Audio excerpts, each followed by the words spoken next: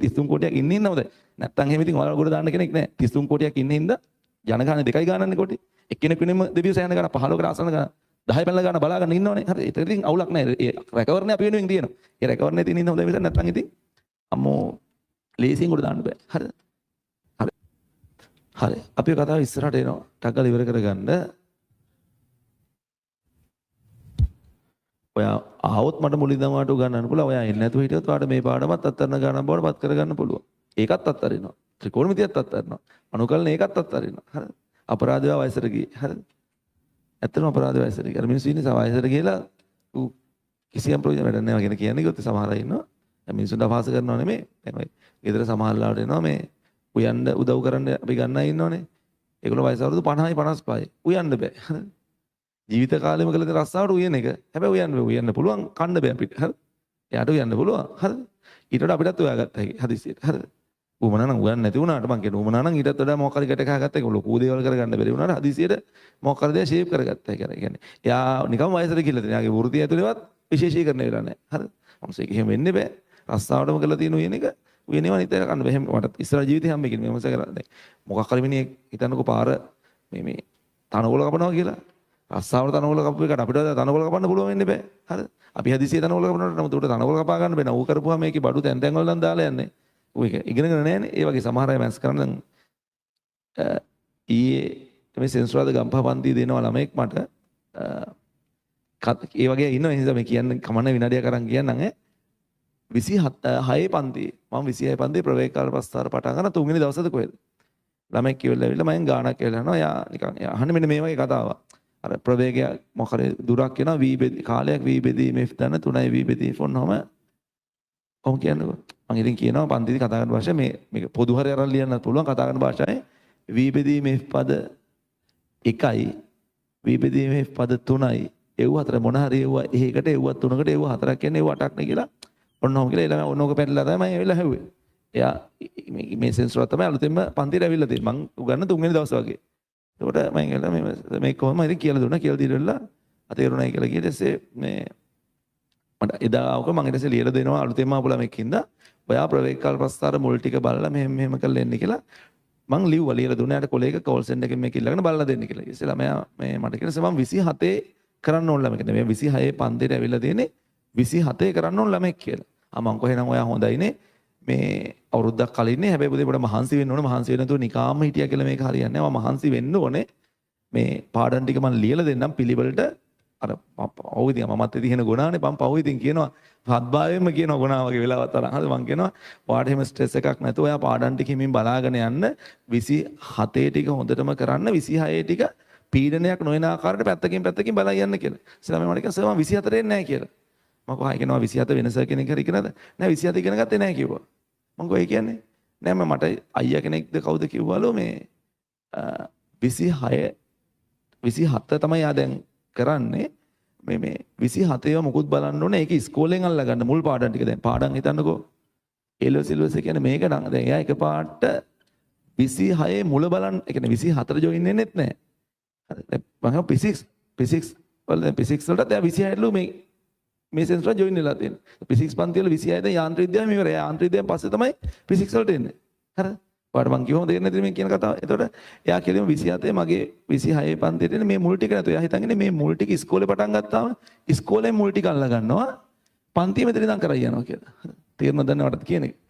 Physics වල යාන්ත්‍රික විද්‍යාව එයා තාම ඉස්කෝලේ පටන් ගන්නනේ 27 ළමෙන්නේ. තව මාස 3-4කින් ඉස්කෝලේ පටන් ගන්නවා. එතකොට එයා මිනුම් උපකරණ මාන යාන්ත්‍රික විද්‍යාව එහෙන් අල්ල ගන්නවා. එයා මෙහෙ ඉඳන් දෝලනා තරංග ඉඳන් අල්ලන් යනවා ඉස්සරහට. හරිද? දෝලනා තරංග අල්ලන්න නෙවෙයි බලන්න පුළුවන්. හරිද? තරංග බැලුව හැකි. හරිද? ඉතින් මේ කියන්නේ මේක හරි එහෙම සිම්පල්ම දෙයක් නම් කියන්නේ. එහෙම ඉඳන් ඇවිල්ලා මෙහෙම බලලා ඉගෙන ගන්න පුළුවන් නම් මොනවද කරන්න බැරි මේක ඇතුලේ. හරිද? මුළු ලංකාවටම කම්බයින් මැස්තියේ තියෙන 3000 ගාණක්. ෆස්ට් ෂේ සෙකන්ඩ් ෂේ දෙගොල්ලෝ මොතන ඉන්නවා. එතකොට ෆස්ට් ෂේ 1500 තිබ්බ පරිපාලන දිස්ත්‍රික්ක 25ක් තියෙනවා. අපි හිතමු 15ක් තියෙන කියලා. එක දිස්ත්‍රික්කයට යකරු දෙන 100යි. මේ හැම ආසනයකටම තියෙන ජාතික පාසල් එකක්වත් අවම ගන්න. මේ ප්‍රධාන ගම්පහ වගේ ජාතික පාසල් කීපයක් තියෙනවා. දැන් මීරිගම කියන ආසනයක් ගත්තොත් එක ජාතික පාසලක් තියෙනවා. අතනගල්ල කියන ආසනයක් ගත්තොත් එක ජාතික පාසලක් තියෙනවා මිනිමම්. කොළඹ දිස්ත්‍රික්කයේ ප්‍රධාන ඉස්කෝල දකුණු කොළඹ අධ්‍යාපන කොට්ටාශේ තමයි ඉස්කෝල ඔක්කොම තියෙන්නේ. කොළඹ කොට ඔය ඔක්කොම දකුණු Colombo royal Ananda Nalanda DS Isipatana Thurstan Mahanama ඔක්කොම දකුණු කොළඹ අධ්‍යාපන කොටස ඉස්කෝල. විශාඛා දේවාලිකා සිරිමාව ඔක්කොම දකුණු කොළඹ අධ්‍යාපන කොටස ඉස්කෝල. හරිද? ඕක ඇතුළේම ඉස්කෝල තියෙනවා. මං ඒලකදී දාන ආනන්ද මැස් පන්ති පහක් තියෙනවා. හරිද? මං 99 කට මං කරදීත් මැස් පන්ති පහක්. ළමයි 200ක් ඒතරත් විභාගයට යනවා ඉස්කෝලේ. දැන් කීයක් ඇද ඉංග්‍රීසි මීඩියම් පන්ති යනවා මම රොයල් එකේ පන්ති කීයක් ඇද? ඉතින් මේ සමස්ත ලංකාවටම තියෙන්නේ මෙච්චර ගාන. හරිද? ඒ 3000 ගාන ෂයි දෙකම එකතු ගත්තා. හරිද? කොහේ ලංකාවේ මොන දිස්ත්‍රික්කයකට ගියත් ඈතට ගියත් මොණරාගල ගියත් ජාතික පාසල් එකක් හෝ දෙකක් තියෙන ඒ ආසනයකට දාලා. ඒක තමයි ජාතික පාසලක් ඇදලා තියෙන්නේ. එතකොට එච්චර දෙයකදී මේ ළමයි යාන්ත්‍ර විද්‍යාව මිස් කරලා ෆිසික්ස් ඉගෙන ගන්න දෙවෙනි කෙනෙක්. එළවන්න කවුරු හරි අයියා කෙනෙක් උපදෙසක් දීලා තියෙනවා. ඒ වෙලේ හිටියා අපි ඉන්ස්ට්‍රක්ටර් ළමයි දෙන්නෙක් විතර හිටියා. ඒ ළමයි දෙන්න හිනා. ඉතින් මං ඉතින් ගොඩක් හිනා උන්නේ හරි නෑනේ. හරි. එහෙම හරි නෑනේ මිනිහෙක්. මූණට දමලා ගහන්නේ හරි නෑනේ. හරි. මං ඉතින් මෝඩයා වගේ හිටියා. හරිද? මේ මං එහෙම නිකන් හිටියා. මේ කොහොමද මෝඩයා වගේ පේන්නත් ඇති මාව. හරිද? අමුතුවෙන් මං ඉන්න ඕනේ. අර පේන්නේ එහෙමද දන්නේ. මං කව කමන්නේ පුතේ අර අයියාලා දෙන්නගේ මේ අයියාලා දෙන්න මේ තුනක් ගත්ත අයියාලා දෙන්නේ. පස්සේ වට චුට්ටක් අහගන්නකෝ අයියාලා දෙන්නගේ වැඩ කරන්නේ කොහොමද කියලා. මේක එහෙම වාක්‍යයෙන් විතර එන සරල කාරණයක් නම් මිනිස්සු කීයක් මේකට වෙලේ ගනේද? හරිද? මේ දවසෙන් ඒ ගන්න පුළුවන් මාසෙන් ඒ ගන්න පුළුවන් කියලා කිව්වේ. එහෙම ගන්න පුළුවන් නම් ඒ පන්ති වල මුලින් ඉඳන් හිටපුවටත් කොහොම තියෙන්න ඕන? හරිද? එහෙම නෑ. ඉතින් ඒක තමයි කතාව. ඊට වඩා ඉතින් වාක්‍යයෙන් සාගත වෙන්න මම එකයි කියන්නේ. එහෙම හරියේද මිනිස්සු අනිත් අල්ලපු ගෙදර ළමයි අවුරුද්දක් කලින් කරා කියලා. මට අවුරුද්දක් කලින් කරන්න පුළුවන් කියලා කියන්න බෑ. මට ඒකට එෆර්ට් එකක් දෙනවා නම් පුළුවන්. ඇත්තටම ඉස්සරට වඩා දැන් තියෙන වාසිය ඔන්ලයින් එකක් තියෙනවා. බැරගොත් ළමයි රෙකෝඩින් එක බලන්න පුළුවන්. අර මාර ඔපචුනිටිස් ගොඩක් තියෙනවා. ඔපචුනිටිස් ගන්නේ නැතුව හරිද? ඔපචුනිටිස් ගන්න නැතුව නිකන් ඉඳලා කියලා කියනවා ස්විමින් මොකුත් ඉගෙනගෙන නැහැ.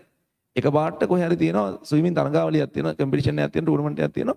ඒ කම්පිටිෂන් එකට කියන මොකාරි තෑග්ගක් දෙනවා කියලා. ඒක වින් කරපුවම කාර් එකක් දෙනවා කියලා කියනවා. හරිද? මොකාරි මුදේ ජීවිත ආරක්ෂක මේ නිකන් ස්විමින් පූල් එකේ ගන්නේ මුදේ ලයිෆ් සේවිං තරඟාවලියක් තියෙනවා කිලෝමීටර් දෙකක් පීනලා එන්න ඕන කියලා කියනවා. ඒක දිනුවම කාර් එකක් දෙනවා. නැත්නම් නැවක් දෙනවා කියලා හිතන්නකෝ. හරි. මුදේනේ. නැවක් දෙනවා.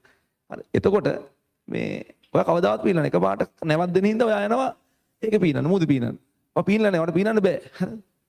ඒ වගේ අර එහෙම වාක්‍යයෙන් විරහිතව මේක කරන්න බෑ. ඒ හින්දා ඊට වඩා හොඳයි මොකක් කරන්නේ වෘත්තීය පුහුණුවක් ඉගෙන ගන්න. හරිද? යන්න මේසන් බාසුන් නැහැ කෙනෙක් ගාවට. ගිහලා අත්තඩ ඉගෙන ගන්න. හරිද? ඔයා ලොකුවට හිතන් ඉතින් ඔයාට වෙන ස්කිල් එකක් නැත්තම් මොනව කරන්නේ? ඔයාට මේ කිව්වම නිකන් ඒක මට ගැලපෙන්නේ නැහැ වගේ තියෙනවා. ඔයාට කවුද ටයි එකක් දාලා ඇඳුමක් අඳලා සූට් එකක් අඳලා කලිසමක් අඳලා ජොබ් එකක් දෙන්න ලක්ෂයක පඩියක් දෙන්න. මොකක් සඳහාද ඒක දෙන්නේ? ඔයාගෙන් පුළුවන් ද අනිත් එක්කෙනෙක්ගේ නොකරන දෙයක් කරගන්න. ඉතින් එහෙම නැත්තම් ඔයා ඒකට සූදානම්. මම මේ සමහර අය දැක්ක නිසා මම කියන්නේ හිටපු එක නෙමෙයි කිව්වේ. හරි.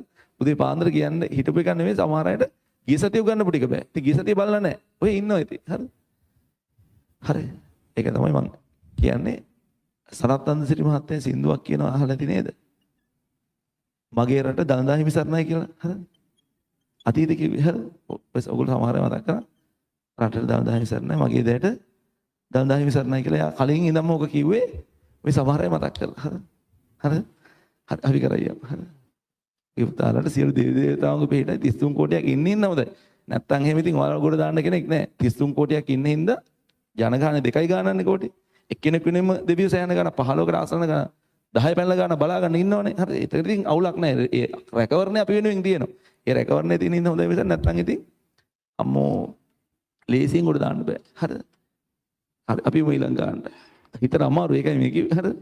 මොන සතුටක්වත් නැහැ. යකෝ මම මේ ඔක්කොම මුලින් ඉඳන් උගන්නගෙන ඒද්දි ඒක බල්ලෙන්නේ නැතුව වෙන එක හොම්බට දෙයක් අයින්න. ඔයාට ඉඳ ඉතින් එහෙම කියන්නේ නැහැ. හරිද?